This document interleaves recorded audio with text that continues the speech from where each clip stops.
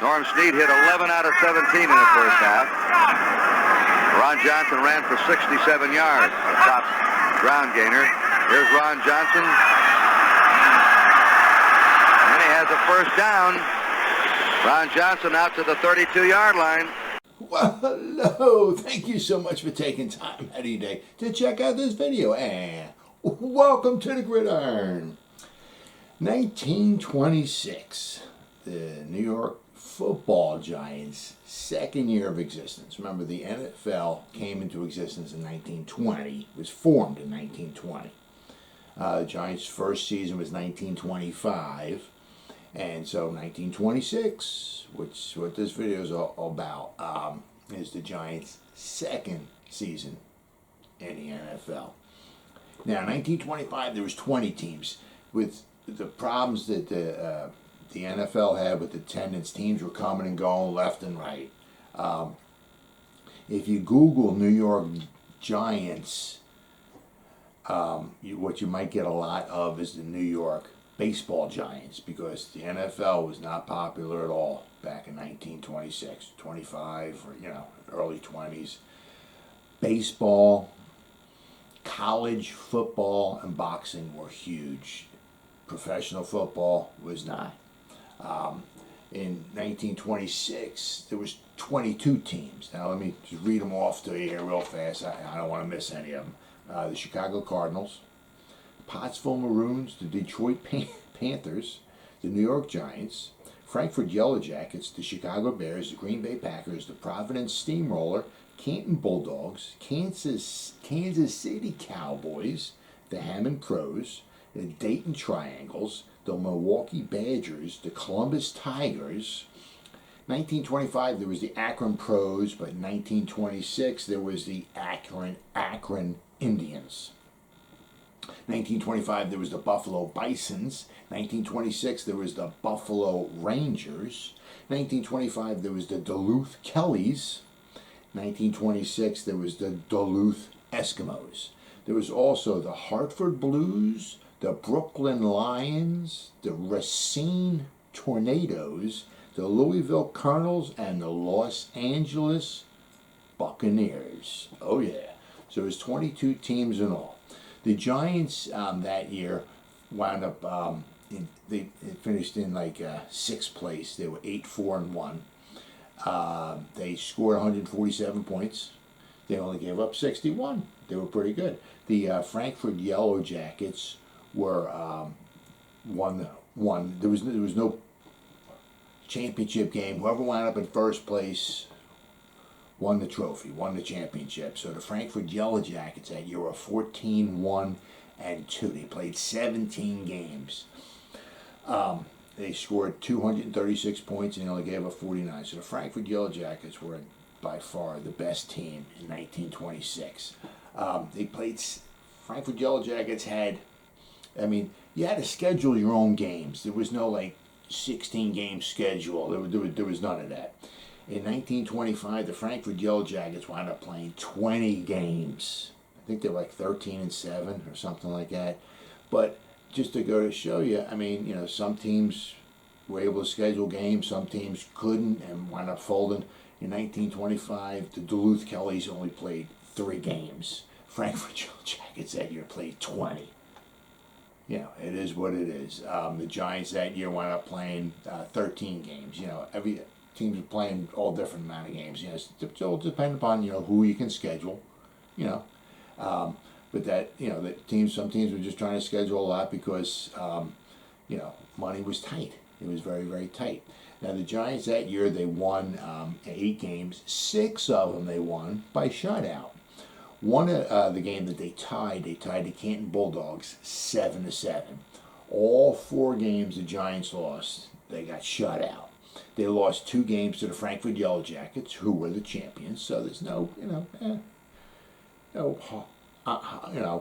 dishonor in that. They lost both games to the Frankfurt Yellow Jackets 6-0.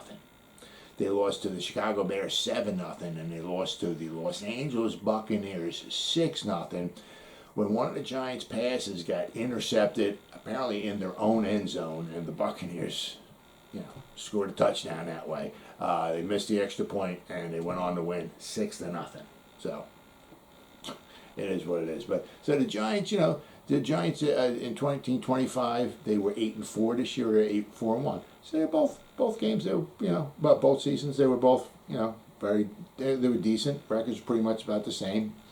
1925, Tim Mara, was having problems, with making money, with attendance. All the teams were, almost all the teams were having problems with attendance. The Giants were no different. Tim Mara was giving away tickets to try to get people to come to the game. He, in the second to last game of the season, 1925, he was $40,000 in debt between, he had to rent out the polo grounds, he had to rent out, had to have employees, he had to obviously pay the players, and he was $40,000 in debt in 1925. Well, in the second to last game of the season, they played a game at home against the Chicago Bears and Red Grange, who was a huge collegiate superstar at Illinois.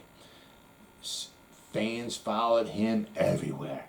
So in this one game at home, the Giants had attendance at the Polo Grounds of 68,000 people, plus an additional 8,000 people that crashed the gates. The gate tickets in this game, Tim Mara made, and the Giants they made $143,000 in this one game. So that totally wiped out all the losses that Tim Mara had for the 1925 season. But 1926 was no different. Red Grange is another very important name. I'm going to get back to him in a minute. But 1926 was no different. Tim Mara lost, and what I can find was about $60,000 that one year to keep the team afloat. $60,000 right now is a lot of money. I couldn't imagine what it was like in 1926.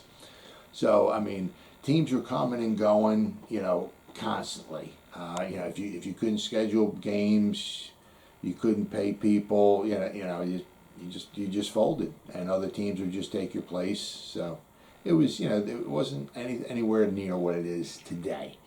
Now in the 1926, Red Grange, right, and he had a manager, a guy who was named C.C. Pyle, or Cash and Carry Pyle, all right. So Red Grange wasn't stupid. In 1925, he saw the people that followed him everywhere he went, and he wanted a little piece of that pie. So what did he do? He created, now you ready for this? The original AFL, the original American Football League in 1926. He created that. Most people think the original AFL was 1960, but it's not. It happened in 1926. It was only around for 1 year, but that was the original AFL. So what he did was, he took Red Grange, he took him, his name, and they formed this league, which had 9 teams. And, he saw, the amount of money that could be made in 1925 when he played for the Bears. So he formed his own league, and he was trying to compete with the NFL for, for players, to try to make some money. It got so bad that Tim Mara had to raise what he was paying all his players. He had to give all his players an additional $50 a game to keep the guys on the Giants. He also had to sign the Giants to a season-long contract. The year before, he was paying them pretty much like game by game. That now this year, in 26, he had to sign him to a whole year contract just to keep the guys on the team, because the NFL was losing some players to this new AFL. Well, the AFL had 9 teams. Okay, let me go over there. They had the Boston Bulldogs, the Brooklyn Horsemen, the Chicago Bulls, okay, maybe you've heard of them before, the Cleveland Panthers, the Los Angeles Wildcats, the Newark Bears, the New York Yankees, sound familiar? The Philadelphia Quakers, and the Rock Island Independents. The Rock Island Independents, the year before 1925, were part of the NFL. They just, after that year, they went and just started playing in the AFL. Okay, but it was like a kind of like a dog eat dog. there was only so much attendance to go around, and the AFL was hurting the NFL, the NFL was hurting the AFL, and the AFL by the end of the season was only 4 teams basically left standing. All the teams, the 5 teams, as the season went along, they can only play so many games because there was the attendance was horrible, and they just folded. So by the end of the season, the Chicago Bulls, the Los Angeles Wildcats, the New York Yankees, and the Philadelphia Quakers were the only 4 teams left standing in the AFL. The Philadelphia Quakers wound up winning that. They were champions. They were in first place. They were 8-2. Now what it was they were trying to, the Philadelphia Quakers were going around and they were trying to get some notoriety. All right, they were trying to get some credibility for their AFL. So what they were trying to do was they wanted to play against the NFL, as a showdown to see, to show the world, well, not the world, but to show, the parts of the United States that the AFL is just as good as the NFL. So the Quakers, what they did, they're putting the word out, and finally Tim Mara and the New York Giants accepted their invitation. So on December 12th, 1926, the first game, and I think the only game between the NFL and the AFL was played. On December 12th, 1926, it was played in the Polo Grounds. So the Giants, who wound up in like 6th place in the NFL, played the winner of the AFL. And in front of 5,000 snowstormed, wind-swept people, only 5,000 people showed up. The New York Giants beat the Philadelphia Quakers by a score of 31-0. Now, if you score 31 points back then, that's a lot of scoring. I mean, you can score 31 points in a half now, but 31 points back then is you were doing some scoring.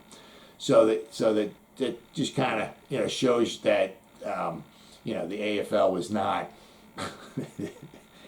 was not on the same par as the NFL. And the last game that was ever played, in the AFL was on the same day that the Giants and the Quakers played. It was on December 12th, 1926. Two of the 4 left standing teams, the Chicago Bulls, played the New York Yankees, and the New York Yankees won by a score of 7-3. I guess Michael Jordan hit a 3-pointer. Lou Gehrig hit two 2-run home runs, and Babe Ruth hit a 3-run homer. I don't know. It was 7-3. The New York Yankees beat the Chicago Bulls on December 12th, 1926. That was the last game of the original AFL, and after that game, the league just folded. And the New York Giants, had a successful season, and the New York Giants only played 2 seasons, but they were getting very, very close to winning their first NFL championship. Well, as always, guys, thank you so much for taking time out of your day to check out this video. You guys stay safe out there, and go Giants! Woo!